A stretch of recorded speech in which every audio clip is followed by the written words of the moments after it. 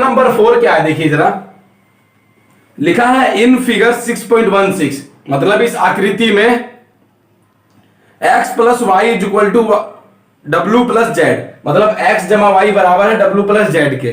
Prove that A O B is a line, तो सिद्ध करना है कि ए ओ बी एक रेखा है। तो देखो जब स्ट्रेट लाइन, जब लीनियर पेयर पढ़ाया था मैंने तो बताया था कि जब भी अगर हमें स्ट्रेट लाइन सिद्ध करनी है, हमें सिद्ध करना है कि ये एक सीधी रेखा है, तो आप क्या करेंगे ना, उस रेखा पर कोई भी दो कोणों का योग 180 दिखा देंगे।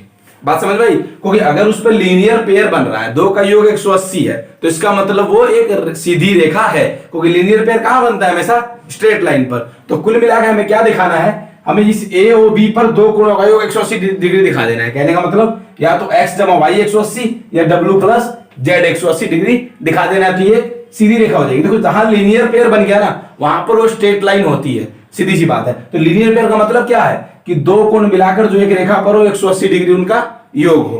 तो बस पहले लिखते हैं, पहले लिखेंगे गिवन, मतलब दिया है। तो दिया क्या है, तो सिंपल सी बात दिया कि x प्लस वाई बराबर डब्ल्यू प्लस जेड, ये दे रखा आपको। टू प्रूव, सिद्ध क्या करना है,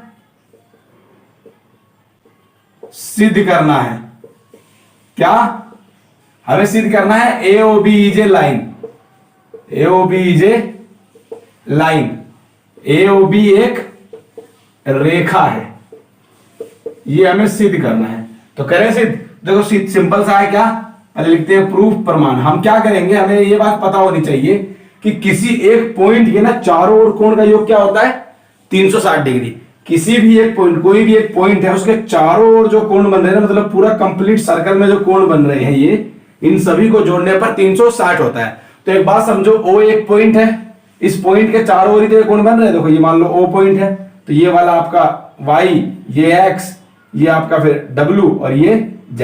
तो कुल मिला के क्या हो रहा है, ये o के चारों ओर बन रहे हैं, जो आपके एंगल है ना x, y, z, w, ये चारों एंगल o के ही तो चारों ओर हैं। समझ में आ रही है, देखो ये o और यहां से शुरू हो रहा है angle z, w, x, y पूरा यहीं पे खत्म हो रहा है। इसका मतलब क्या कि इन चारों का योग क्या होने वाला है, 360 डिग्री होने वाला है। ये हम करेंगे, तो देखो जरा पहले लिख देंगे कि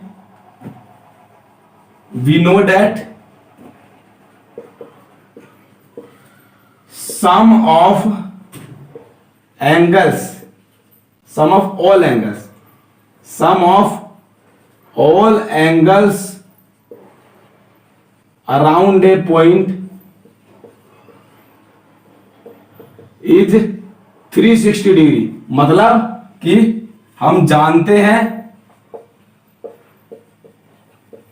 कि एक बिंदु के अनुदिश, अनुदिश मतलब चारों ओर, एक बिंदु के अनुदिश सभी कोणों का योग 360 डिग्री होता है, सभी कोणों का योग 360 डिग्री होता है। तो अब देखिए इसका मतलब क्या कि x जमा वाई जमा जेड जमा डब्ल्यू किसके बराबर है, 360 डिग्री के। यही है ना कि चारों का योग 360 डिग्री हो गया। अब हम क्या करेंगे ना, इसका यूज करेंगे कि x जमा वाई डब्ल्यू जमा जेड के बराबर है, और हमें क्या करना है, बात समझना। देखो लाइन कौन सी है, तो ए ओ बी एक लाइन है ना, ये वाली। तो इस पे देखो ये x मान लो ये हो या यही बात है ना, ये x है और ये y है। तो ये x और y मिला के अगर 180 हो गए तो लीनियर पेयर हो गया, इसका मतलब कि ये एक स्ट्रेट लाइन है। या फिर z जमा w 180 हो गए तो भी ये स्ट्रेट लाइन है। हमें स्ट्रेट लाइन दिखाने के लिए बस लीनियर पेयर दिखाना है यहाँ पर। तो लीनियर पेयर दिखाएंगे कैसे, तो सिंपल सी बात है, इन दोनों में से ना किसी एक को रिप्लेस कर देंगे। कैसे कि x जमा वाई को मैं z जमा w लिख सकता हूँ, क्यों, बराबर है। या w जमा z को x जमा y लिख सकता हूँ, क्यों, बराबर दिया हुआ है ना। तो आप क्या करेंगे, ये तो x प्लस वाई है, इसको आप लिख देंगे जमा में x प्लस वाई बराबर 360 डिग्री। ये बात समझ में आई, क्यों लिखी, क्यों लिखी, क्योंकि x प्लस वाई बराबर w प्लस जेड गिवन है, दिया है ये हमें। तो अगर हमें ये दिया है तो मैं लिख सकता हूं भाई, अगर ये और ये बराबर है तो दोनों को मैंने एक ही लिख दिया। अब ये क्या होगा, बात समझना, ये हो गया 2x और ये 2y बराबर 360 डिग्री। ये बात समझ में आती है, x और x 2x, y और y 2y। अब 2 कॉमन आ गया तो x जमा y बराबर 360 डिग्री। इसको आगे सोल्व करेंगे तो x जमा y क्या आएगा, 180 डिग्री। 360 के बटे में चला जाएगा। तो यही हमारा सबसे इंपॉर्टेंट चीज थी क्या, कि x जमा वाई बराबर 180 डिग्री आ गई। जब ये आ गई तो अब क्या करेंगे, बस अब लिखने वाली बात रह गई है क्या, यहां लिख देता हूं अब। तो अब में क्या लिखना है कि since x plus y forms a linear pair, since x plus y forms a linear pair, linear pair, इसका मतलब क्या है कि चूंकि x जमा वाई एक रैखिक युग्म बनाते हैं, एक रैखिक युग्म बनाते हैं। तो अगर ये रैखिक युग्म बनाते हैं तो इसका मतलब क्या, कि ये रेखा है जब तो रैखिक युग्म बनेगा। तो इसका मतलब हो गया therefore AOB is a line, AOB एक रेखा है। बस इतना ही दिखाना था मुझे। और ये कैसे दिखेगा, तो रैखिक युग्म बना के, तो बना दिया रैखिक युग्म। x चारों का योग 360, ये दोनों एक जैसे थे, रिप्लेस कर दिया, तो x प्लस वाई की वैल्यू 180 डिग्री ही आ गई। क्वेश्चन नंबर 5 में क्या लिखा है, इन फिगर 6.17, इस फिगर में, इस आकृति में POQ is a line, POQ एक सीधी रेखा है आपकी, ये एक लाइन है। Ray OR is perpendicular to line PQ, जो ये OR किरण है ना, ये PQ पर परपेंडिकुलर लंब है। ये OR जो है ये लंब है। देखिए 90 डिग्री का कोण बन रहा है, मतलब देखो लंब का मतलब ये होता है कि इधर भी 90 बनेगा, इधर भी 90 बनेगा, यही होता है लंब। बात समझ में आ रही है, मतलब इस बिंदु के इधर वाला कोण भी 90 है, इधर वाला कोण भी 90 है। उसके बाद क्या बोल रहा है, QS is another ray lying between rays OP and OR। ये जो QS है ना, QS OS इज, ये जो OS है ये एक दूसरी रे है क्या, OR और OP के बीच में। अब मुझसे ये बोल रहा है कि प्रूव डेट, प्रूव करो कि जो एंगल ROS है वो हाफ है एंगल QOS माइनस POS। तो पहले लिखते हैं क्या, जो गिवन है और जो प्रूव करना है। तो लिखेंगे पहले गिवन दिया है, तो क्या दिया है आपको, तो देखो जरा सिंपल दिया है। तो एक तो POQ इज ए लाइन और OR परपेंडिकुलर, बस इतना ही दिया है ना। देखो POQ इज ए लाइन, और क्या दिया है देखो, ये OR परपेंडिकुलर दिया है P के ऊपर। बात समझ में आई, OR परपेंडिकुलर दिया है P के ऊपर। अब उसके बाद और कुछ दिया नहीं है खास, मेन चीज यही आपकी, एक लाइन है सीधी और ये परपेंडिकुलर है। हिंदी में क्या लिख देंगे, POQ एक रेखा है और ये जो OR है ये लंब है P के ऊपर। अब देखिए जरा, टू प्रूव क्या करना है हमें, सिद्ध क्या करना है, सिद्ध करना है। तो सिद्ध करना है हमें कि एंगल ROS, जो कोण ROS है वो हाफ है किसका, angle QOS minus POS, angle QOS minus angle POS, इसका हाफ प्रूव करना है हमें। अब देखो कैसे होगा ये, तो अब एक बात देखिए, जो ROS है वो कहां है, तो ROS यहां है, ठीक दिखा। QOS, तो देखो QOS ये पूरा बड़े वाला है और POS ये वाला है। तो एक बात देखो, आपको दिख तो रहा है ये 3-4 कोण का यूज हो रहा है ना यहाँ पे, ये वाला भी, ये वाला भी, ये वाला भी। तो आप क्या करेंगे ना, यहाँ पे एक सिंपल सी बात है कि अगर ये लंब है तो इधर भी 90 डिग्री, इधर भी 90 डिग्री। देखो एकदम सिंपल टेक्निक बता रहा हूं, एकदम इजी। क्या कि अगर ये लंब है इसका मतलब इधर भी 90 है, इधर भी 90 है। तो अगर ये 90 है तो दोनों बराबर है। देखो POR ये वाला और QOR दोनों कोण बराबर होंगे, तो इन दोनों कोणों को ना हम ब्रेक करके लिख देंगे, मतलब तोड़ के लिखेंगे। कैसे प्रूफ करते हैं, देखो एक तरीका और क्या है कि आप ऐसे केस में क्या कर सकते हैं ना, कि इस वाले को सोल्व कर दें। बात समझ में आ रही है कि नहीं, इस वाले को सोल्व कर दें और फिर कर ले, पर ये ज्यादा मुश्किल पड़ेगा। सिंपल यही है क्या, कि आप सीधे लिखें कि एंगल सिंस OR परपेंडिकुलर है PQ पर, OR लंब है PQ पर। क्यों, गिवन है, तो दिया हुआ है ना हमें, दिया है, गिवन है ये बात। तो अगर ये लंब है इसका मतलब क्या, कि एंगल POR 90 डिग्री और एंगल QOR भी 90 डिग्री, इसमें कोई डाउट। अगर ये लंब है इसका मतलब क्या होता है, कि 90 डिग्री इधर बनाएगा, 90 डिग्री इधर बनाएगा। तो ये दोनों अगर 90 डिग्री है, इसका मतलब क्या, कि एंगल POR बराबर हो गया एंगल QOR के। अभी तक तो कुछ ऐसा लिखा नहीं मैंने जो समझ में आया हो। ये लंब दे रखा है तो दोनों 90 डिग्री, तो अगर दोनों 90 के बराबर है तो ये आपस में बराबर है, युगलिक का एक्जियम। तो अब देखो अगर ये दोनों आपस में बराबर हो गए तो अब मैं इन्हीं को ब्रेक करके लिखूंगा। बात समझना, ब्रेक करके मतलब एंगल पीओआर, पीओआर कौन सा है, देखो पीओआर ये है, तो क्या मैं पीओआर को पीओएस जमा आरओएस ये नहीं लिख सकता? अगर मैं बात करूं इस कोण की, यही तो है पीओआर, पीओआर ये वाला कोण ही है, इस कोण को कैसे लिख सकते हैं एंगल को, ये जमा ये, कोई दिक्कत नहीं होगी। तो वही लिख देता हूं, पीओआर को लिख देता हूं एंगल पीओएस जमा एंगल आरओएस। बात समझ में आई? ऐसे ही अब इसको लिखेंगे क्यूओआर को। देखो क्यूओआर को किसी में जोड़ के तो लिख नहीं सकते, क्यों, बीच से कोई लाइन गई नहीं है। लेकिन अब देखो इस बड़े वाले क्यूओएस में से अगर मैं ये वाला घटा दूं, बात समझ में आ रही है कि नहीं, ये एंगल निकालना है, देखो कौन से वाला, ये पूरा, ये वाला सिर्फ इतना इतना निकालना है। तो इस पूरे बड़े वाले में से अगर मैं इतना घटा दूं तो ये नहीं बचेगा। देखो दोबारा से हमें ये निकालना है ना क्यूओआर, क्यूओआर को कैसे लिख सकता हूं, तो इस पूरे बड़े वाले में से इतना घटा दूं ये छोटे वाला, तो ये बचेगा। तो इसका मतलब एंगल क्यूओएस में से, क्योंकि जोड़ कर तो लिख नहीं सकता, जैसे यहां पर जोड़ के लिख सकता था, क्यों, बीच में से गई थी किरण, यहां बीच में से नहीं बाहर से गई है, तो घटा के लिखूंगा एंगल क्यूओएस, इसमें से घटेगा क्या, एंगल आरओएस। ये बात समझ में आई? अब देखो जरा, आरओएस इस साइड रखना है हमें, तो आरओएस को इधर ले आऊंगा और बाकी सब कुछ उधर लेके चला जाऊंगा। तो ये तो एंगल आरओएस है ही, इधर आके ये भी एक प्लस में एंगल आरओएस हो जाएगा, माइनस वाला प्लस हो जाएगा। इधर एंगल क्यूओएस था, घटेगा क्या, एंगल पीओएस। बात समझ में आई?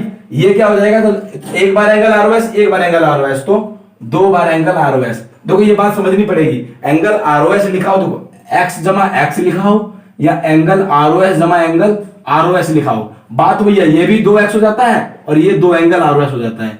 बात वैसे ही है, क्यों, अगर एक जैसे टर्म है तो वो जुड़ेंगे ही, चाहे वो x हो, चाहे वो एंगल हो, चाहे वो कुछ भी हो, अगर वो एक जैसी टर्म्स है तो आपस में जुड़ जाती हैं। तो वही ये जुड़ गई, 2 एंगल आरओएस हो गई, ये हो गया angle QoS minus angle POS. हमें सिर्फ आरओएस निकालना है, ये 2 उधर चला जाएगा, तो एंगल आरओएस बराबर 2 उधर जाएगा, मतलब क्या, 1/2 ब्रैकेट में angle QoS minus angle POS. तो कोई डाउट हो तो गया? यही तो हमें प्रूव करना था, यही प्रूव करना था ना। तो कैसे हुआ, तो एक बात देखो दोबारा सुनो, क्या कि हम लिखेंगे कि ये परपेंडिकुलर है, परपेंडिकुलर मतलब दोनों 90 डिग्री हैं, तो ये पीओआर और क्यूओआर आपस में बराबर है। तो अगर ये दोनों बराबर है तो इनको मैं ब्रेक करके लिखता हूं, तो पीओआर को लिख दूंगा पीओएस जमा आरओएस, पीओएस जमा आरओएस लिख सकता हूं। ऐसे ही अगर क्यूओआर की बात करें तो प्लस मतलब नहीं लिख सकता, क्यों, इसके बीच से कोई भी रे नहीं गई है, कोई भी किरण बीच से नहीं है, तो उसको मैं ऐसे लिख सकता हूं क्यूओएस में से आरओएस घटा दूं। मुझे लिखना तो है ऐसे ब्रेक करके, तो मैं जोड़ तो नहीं सकता किसी को, तो इसमें क्या कर सकता हूं कि क्यूओएस में से आरओएस घटा दिया मैंने। अब मैं आरओएस को इधर ले आया, ये 2 आरओएस हो गया, फिर 2 उधर चला गया, तो 1/2 हो गया बस। और यही हमें प्रूव करना था। क्वेश्चन नंबर 6 क्या है, देखिए जरा, इसमें लिखा है इट इज गिवन दैट, इसकी फिगर नहीं बना रखी है, तो फिगर हमें खुद बनानी है इंफॉर्मेशन से, ठीक। तो कह रहा है it is given that angle X Y Z is equal to 64 degree. मतलब क्या दिया है कि एक्स वाई जेड जो कोण है वो आपका 64 डिग्री है। तो देखो ये एक्स, ये वाई, ये जेड, कोण ऐसे ही बनता है ना आपका, एक्स वाई जेड ऐसे कोण बना दिया मैंने 64 डिग्री का, एक्स वाई जेड कोण बना दिया। उसके बाद क्या कह रहा है, X Y is produce to point P, X Y को बिंदु पी तक बढ़ाया गया है। तो ये एक्स वाई, देखो ये एक्स वाई था, इसको आगे बढ़ा दिया पी तक, मान लो ये एक्स वाई है, तो कैसे बढ़ेगा, आगे बढ़ा दिया ऐसे पी तक, तो बस वैसे ही। उसके बाद बोल रहा है कि draw a figure from the given information, जो दी गई सूचना है उसके अनुसार आप फिगर बनाइए। फिगर बना ली। उसके बाद क्या कह रहा है कि इफ रे वाई क्यू, मतलब यदि किरण Y Q bisects angle Z Y P, जो कोण जेड वाई पी है उसको किरण वाई क्यू समद्विभाजित करती है। बाइसेक्ट मतलब क्या होता है, समद्विभाजित, 2 बराबर हिस्सों में बांटना। तो देखो जरा वाई क्यू मतलब देखो कहां है, वाई से निकलेगी, और किसको बाइसेक्ट कर रही है, जेड वाई पी को, तो इस वाले कोण को बाइसेक्ट कर रही है वाई क्यू। तो आकृति समझ में आई ना, देखो मान लो ये जेड आपका ये वाई है और ये पी है, तो कह रहा है कि वाई क्यू निकल रही है, तो मतलब वाई से निकलेगी, अब उधर जाएगी इधर जाएगी, तो देखो जेड वाई पी को इसको बाइसेक्ट कर रही है, मतलब कि बीच से जाएगी, तो ये दोनों बराबर बराबर हिस्सों में बांट रही है। ये हमें दिया हुआ है फिगर में, तो हमने फिगर बना लिया। अब क्या करेंगे हम, हमें निकालना क्या है, तो हमें टू फाइंड करना है कि angle X Y and reflex angle Q Y P, X Y Q और reflex angle Q Y P. तो देखो निकालते हैं, पहले लिखेंगे गिवन दिया है, तो दिया क्या है ना, तो दिया इतना सा है कि एंगल एक्स वाई जेड तो पहले 64 डिग्री है, एक तो ये दिया है। उसके बाद क्या दिया है कि y is produced to point P, ये दिया हुआ है, and y ray Y Q bisects angle ZYP। बात समझ में आई? इतना ही दिया है ना बस, और कुछ दिया? ये 64 डिग्री है, इसको P तक बढ़ाया गया और ये बाइसेक्ट करता है। हिंदी में क्या लिखेंगे? एंगल XYZ बराबर 64 डिग्री, y को नहीं XY को बिंदु P तक बढ़ाया गया है। अच्छा, बिंदु P तक बढ़ाया गया है। इसके बाद क्या किया है? तो एक किरण है, किरण YQ एंगल ZYP को समद्विभाजित करती है। ये लिख लेंगे आप। देखो जब ये लिख लेंगे तो अब जरा इसको मैं मिटा देता हूं, थोड़ा लेंथी क्वेश्चन है इसीलिए जगह चाहिए। तो ये आप लिख लेंगे ना, सही बता दिया कैसे लिखना है। अब हम करते हैं सवाल को सोल्व। हमें क्या निकालना है ना, तो हमें दो चीज निकालनी है। देखो जरा, हमें निकालनी है टू फाइंड, हमें दो चीज निकालनी है, ज्ञात करनी है। एक करना है एंगल XYQ, और दूसरा रिफ्लेक्स एंगल QYP, दोनों निकल जाएंगे। XYQ बताना जरा कहां है? देखो X Y और Q मतलब ये वाला कोण। एक बात समझना जरा, ये 64 है, अगर ये और मेरे को मिल जाए तो क्या XYQ नहीं निकल जाएगा? XYQ कौन सा कोण है? ये X, ये Y, ये Q, मतलब ये वाले एंगल की बात हो रही है, ये वाले एंगल की। तो अगर इस वाले एंगल की बात हो रही है तो ये तो 64 डिग्री दिया हुआ है, हमें इतना ही तो और चाहिए। और इतना कैसे निकलेगा? तो एक बात बताओ, ये ZYP का आधा होगा ना, समद्विभाजित करता है, इसका मतलब क्या कि जितना ये होगा उतना ये होगा, तो इसका मतलब ये ZYP का आधा होगा। तो ZYP कैसे निकलेगा? तो बहुत सिंपल सी बात है, ये वाला XYZ और ZYP, देखो दो कोण कर रहा हूं, कौन से? XYZ ये वाला, और ZYP मतलब ये वाला क्या बनाते हैं? रैखिक युग्म नहीं बनाते, लीनियर पेयर। देखो इस वाली लाइन पर XYP पर ये कोण और ये कोण मिला के रैखिक युग्म बना रहे हैं, लीनियर पेयर बना रहे हैं। तो अगर ये निकल गया आपका तो ये तो आधा हो जाएगा उसका, और ये निकल गया तो आपका XYQ भी निकल जाएगा। तो बात समझ में आई? अब तक क्या लिखा मैंने, क्या बताया आपको?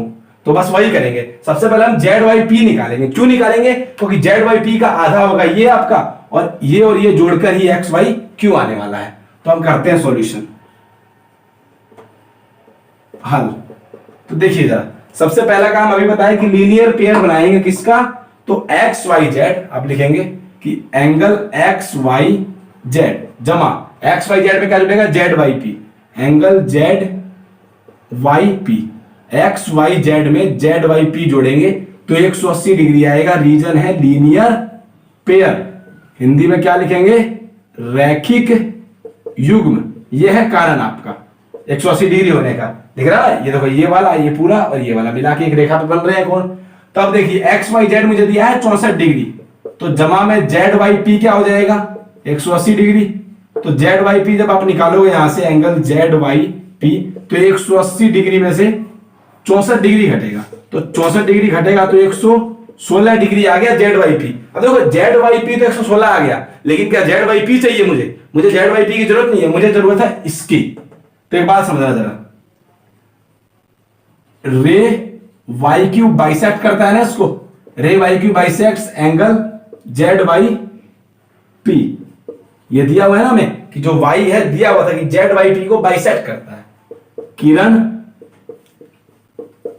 YQ कोण ZYP को समद्विभाजित करती है, समद्विभाजित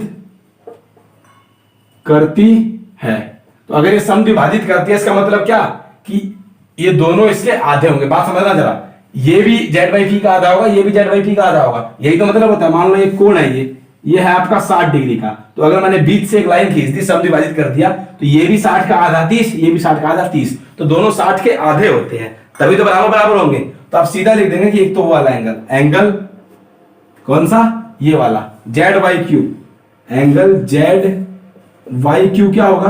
तो वो आधा होगा किसका?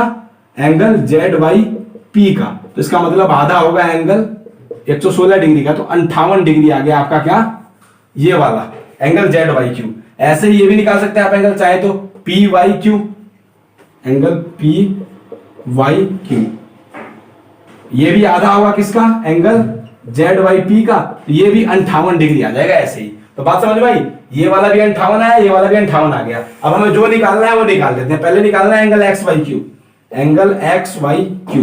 देखो एंगल एक्स वाई क्यू का मतलब क्या है, देखो ये वाला एंगल है ना, तो ये एंगल क्या है, एक्स वाई जेड जमा एंगल जेड वाई क्यू। तो आप लिख देंगे इसको बराबर में एंगल एक्स वाई जेड जमा एंगल जेड वाई क्यू।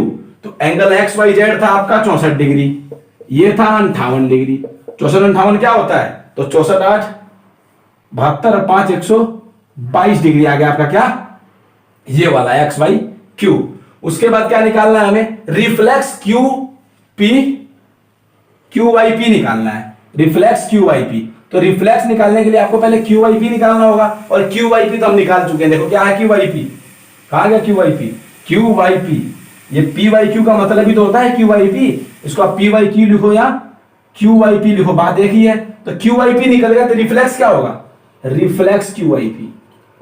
तो रिफ्लेक्स क्यू वाई पी मैंने बताया आपको 360 डिग्री में से घटा के निकलता है, 360 degree minus angle Q Y P. तो इसका मतलब 360 डिग्री में से घटेगा 58 डिग्री, 302 डिग्री आ गया आपका ये वाला भी आंसर। तो दो चीजें पूछी थी मेरे से, दोनों निकल गई। देखो कैसे निकली, दोबारा एक बार सुन लो। क्या हमें ना बोला था कि ये 64 डिग्री है, ये इसको बाइसेक्ट करता है, तो हमें बताओ कि एक्स वाई क्यू क्या होगा, ये वाला एक्स वाई क्यू। देखो एक्स वाई क्यू मतलब ये पूरा कोण क्या होगा। तो पूरा कोण निकालने के लिए आपको पता है कि ये तो 64 है, ये वाला और मिल जाए मुझे तो मैं निकाल दूंगा। तो ये वाला कैसे मिलेगा, तो जेड वाई पी निकाल लो, उसका आधा ही तो होने वाला है। क्यों, क्योंकि वाई क्यू तो बाइसेक्ट कर रहा है इसको। जेड वाई पी कैसे निकला, तो मैंने एक्स वाई जेड और जेड वाई पी में रैखिक युग्म लगा दिया और जेड वाई पी निकल गया। जेड वाई पी का आधा हो गया क्या, ये भी और ये भी, तो ये आधा मिल गया हमें। तो इसका मतलब क्या कि एक्स वाई क्यू निकल गया, और ये मिल गया तो हमें रिफ्लेक्स क्यू वाई पी निकल गया।